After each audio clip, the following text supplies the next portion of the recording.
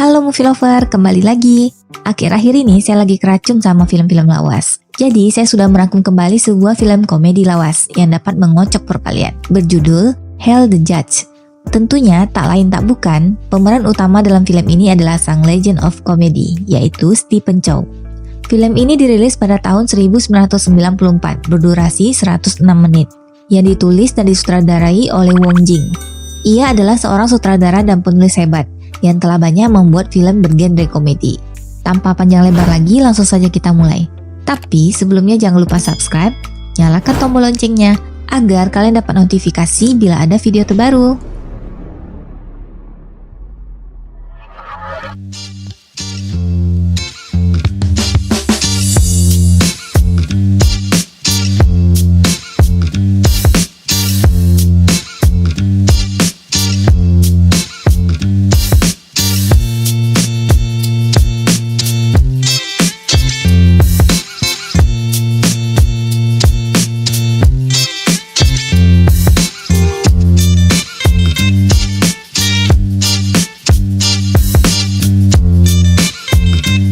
Di awal film, kita akan diperlihatkan adanya keributan yang terjadi di tempat persidangan, yang diakibatkan oleh seseorang yang bernama Fo Tongkan. Pria ini berprofesi sebagai pengacara hebat yang licik, yang hanya membela orang-orang kaya.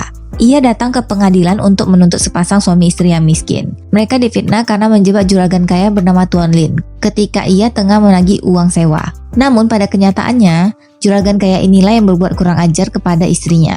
Sementara di tempat lain, seorang hakim bernama Pao Lung Sing tengah bermain catur bersama ayahnya. Ayahnya pun berpesan agar ia menjadi hakim yang jujur. Janganlah seperti dirinya yang mana semasa hidupnya menjadi hakim yang korup. Hingga mengakibatkan 12 anak lainnya pun tewas dan yang tersisa hanyalah dirinya. Pao Lung Sing juga masih memiliki seorang ibu yang super duper pikun.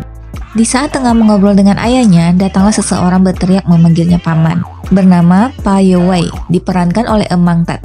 Kali ini, soulmate dari Stephen Chow ini berperan bukan sebagai paman, melainkan sebagai keponakannya. Keponakannya pun memberitahu tentang apa yang telah terjadi di pengadilan.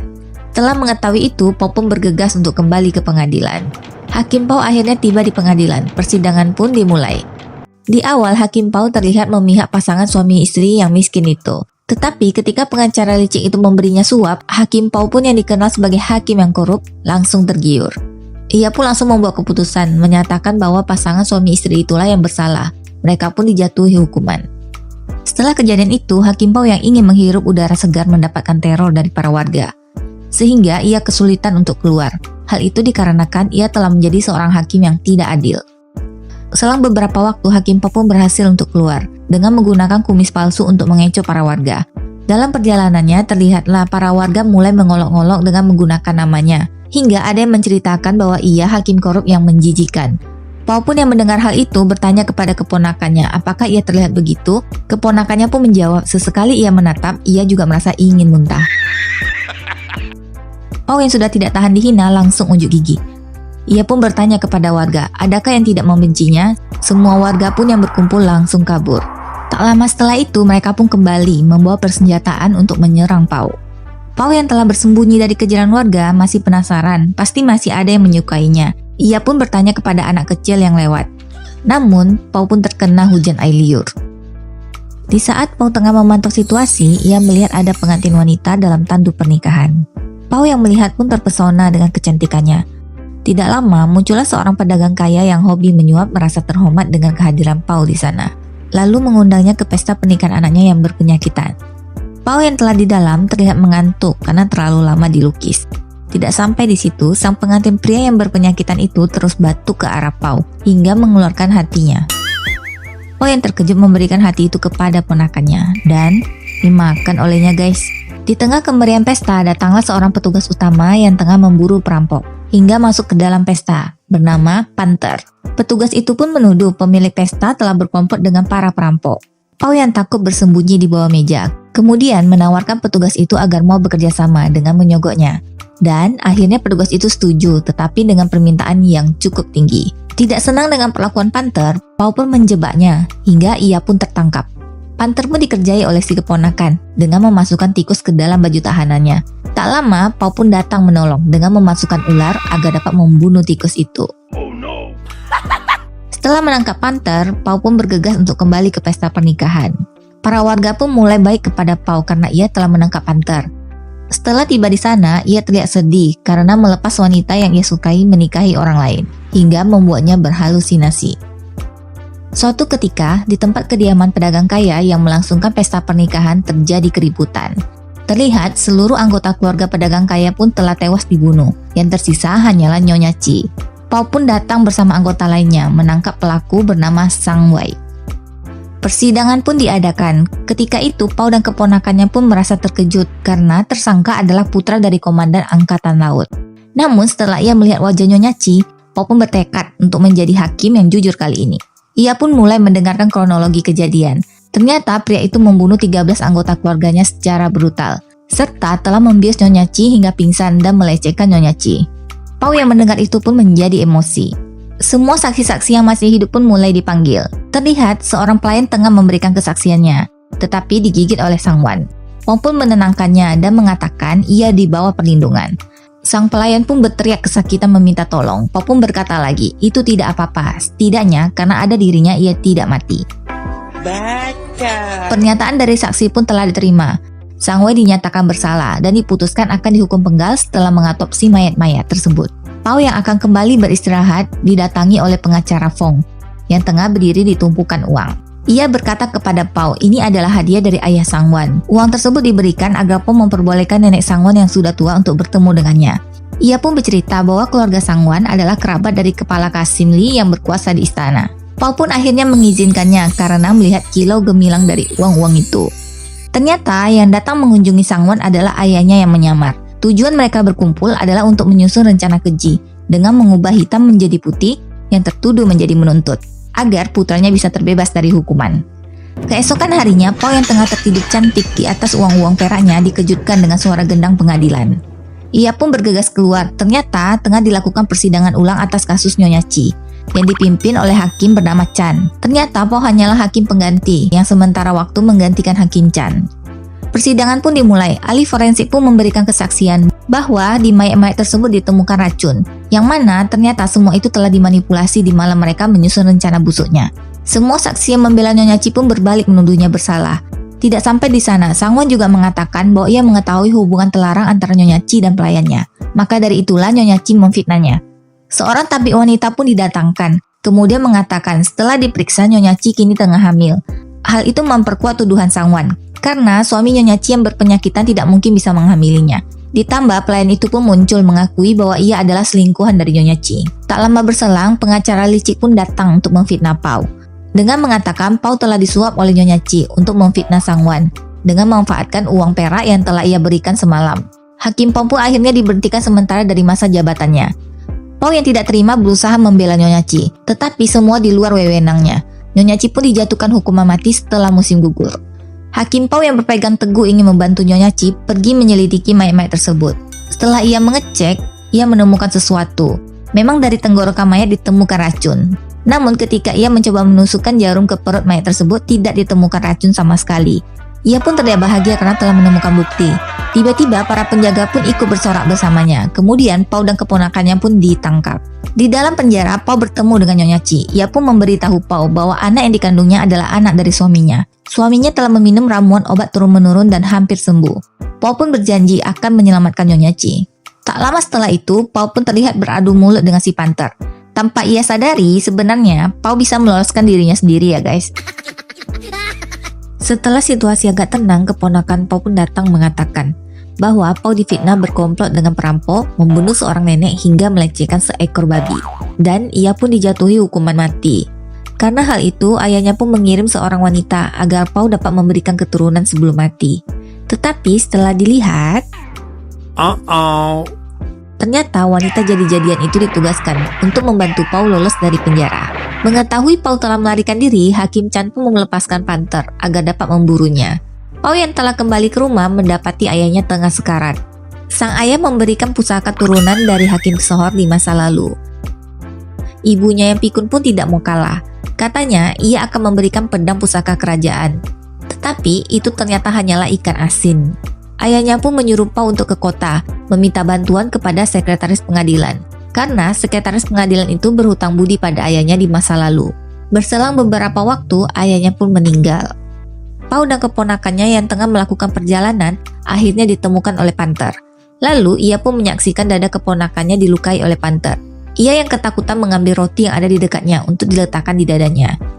Pau yang dikejar Panther terus berlari hingga ia melompat ke sebuah kapal rombongan sirkus. Tampak seorang pria menolong Pau tidak sengaja memegang dadanya yang berisikan roti. Ia pun mengira Pau adalah seorang wanita. Kedua kakak beradik yang menolong Pau bernama Nona Batu dan Tuan Batu berbicara. Selama perjalanan bersama, mereka melewati hari-hari dengan banyak adegan yang kocak.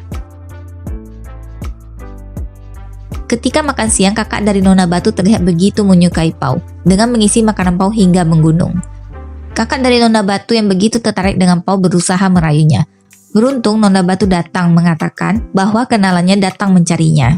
Setelah Pau turun, yang datang adalah keponakannya. Pau pun menyuruh keponakannya agar berakting mengatakan bahwa ia adalah wanita, agar mereka mendapatkan tumpangan gratis menuju kota. Nona Batu yang baru mengetahui Pau adalah wanita mengajaknya untuk tidur bersama. Sementara keponakan Pau diajak oleh kakak dari Nona Batu. Pada saat Nona Batu dan Pau tengah berbincang, Pau pun akhirnya memberitahu identitasnya. Dan mereka pun terlihat saling jatuh cinta. Keesokan harinya mereka pun berpisah untuk sementara waktu. Singkat cerita, Pau pun tiba di kediaman sekretaris pengadilan yang tengah bersama Tuan Sang. Karena Pau belum mengenalinya, ia pun menceritakan seluruh kejadiannya. Ternyata Tuan Sang dan sekretaris pengadilan tengah bekerja sama. Mereka pun diusir begitu saja. Pau dan keponakannya yang terlontang-lantung di kota berusaha bertahan hidup dengan bekerja. Karena selalu kelaparan, keponakannya pun memutuskan untuk mengemis. Pau yang bergengsi besar tidak mau mengikuti jejak keponakannya. Ia pun memiliki akal masuk ke tempat hiburan hanya untuk mendapatkan makanan. Pemilik tempat hiburan bernama Tante San curiga bahwa Pau tidak memiliki uang sama sekali dan hanya ingin makan gratis. Lalu ia mengutus wanita cantik bernama Yu Yin untuk mencari tahu. Pau yang terpesona pun akhirnya ketahuan. Pusaka dari ayahnya pun ikut dibakar. Menyaksikan peninggalan ayahnya terbakar, ia pun menjadi syok dan hilang akal hingga tidak dapat menutup mulutnya. Tidak sampai di sana, ia pun dijadikan pelayan di tempat hiburan itu. Suatu ketika, Pau menyaksikan Tante San beradu mulut dengan saingannya. Ia pun menjadi terkesima dengan mulut tajam milik si Tante San, hingga hal tersebut membuatnya sadar dan sehat kembali. Pau pun memutuskan untuk menjadikan Tante San sebagai panutannya. Ia pun belajar secara otodidak dengan memperhatikan panutannya tanpa henti, hingga akhirnya ia pun berhasil mengomeli orang mati menjadi hidup kembali, serta besi yang bengkok pun bisa ia berdirikan kembali. Setelah berhasil, Pau pun mencoba yang ia pelajari kepada penghuni tempat hiburan, serta Tante San yang badas. Mereka semua pun dikalahkan oleh Pau. Melihat Pau yang begitu hebat, Yu Yin pun mulai menunjukkan ketertarikannya. Namun di saat itu, ia dihalangi oleh Tante San, karena ia merupakan primadona di tempat hiburan itu. Suatu ketika, Panther pun datang ke tempat hiburan itu untuk bersenang-senang bersama Yu Yin. Pau yang tengah mengobrol bersama Yu Yin pun ketakutan, lalu bersembunyi di bawah tempat tidur. Ketika ia akan merayu Yu Yin, ada yang memberitahu bahwa adipati kerajaan datang mencari Yu Yin.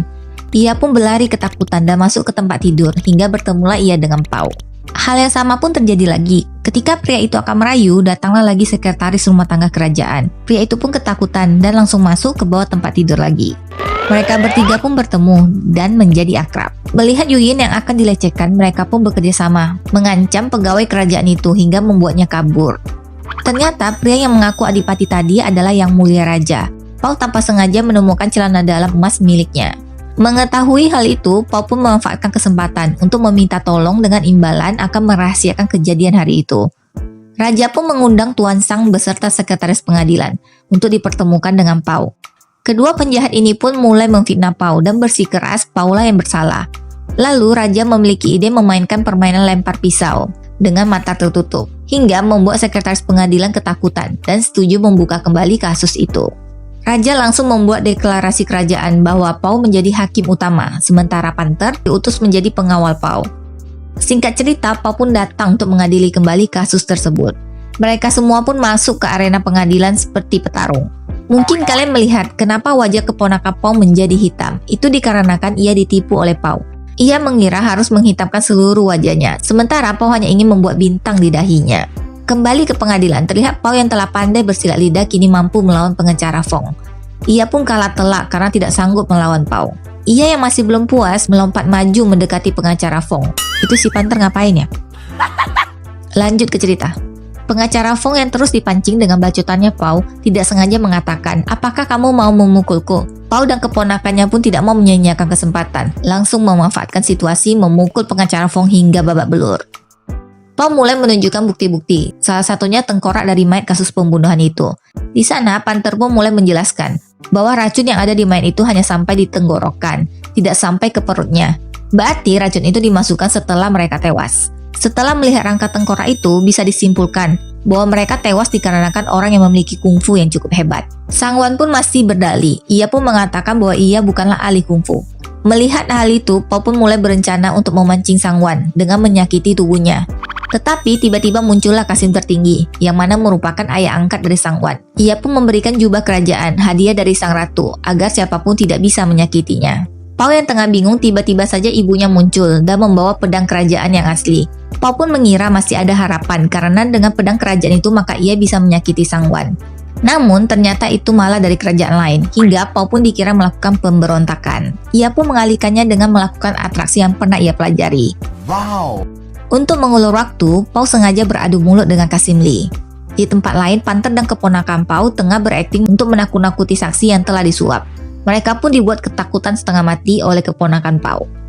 Kembali ke pengadilan, Nyonya Chi pun dipanggil untuk memberikan pernyataan. Namun, tiba-tiba ia merasakan kontraksi dan akan segera melahirkan. Ia pun dibawa agar dapat melakukan persalinan. Para saksi pun mulai didatangkan, sambil ditakut-takuti oleh Panther, agar mereka mau menyatakan kebenarannya.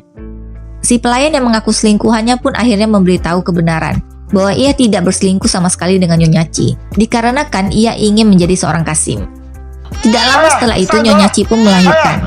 Pau menyarankan agar mereka melakukan tes darah untuk membuktikan hubungan darah antara ayah dan anak. Ternyata darah tersebut menyatu, yang mana mengartikan bahwa Sangwan adalah ayahnya. Mengetahui hal itu, Sangwan pun menjadi bingung, kemudian mengatakan semuanya mustahil, dan itu bukanlah anaknya. Karena ia tengah panik, Sangwan pun keceplosan mengatakan yang sebenarnya, bahwa ia telah melecehkan Nyonya Chi, dan itu baru saja terjadi, bagaimana mungkin itu adalah anaknya. Ternyata, Sangwan diprank sama Hakim Pau. Anak tersebut memanglah anak kandung dari Sangwan, yang dibawa Pau untuk mengecohnya. Kasim kepala yang mengetahui ditipu oleh Sangwan menjadi marah, dan tidak mau membelanya lagi.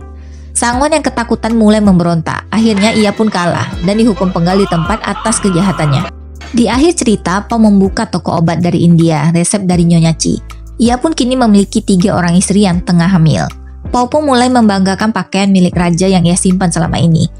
Tidak lama kemudian, pengawal kerajaan pun datang memberikan informasi bahwa raja telah meninggal dikarenakan penyakit itu. Ia pun berteriak sambil melempari celana dalam raja.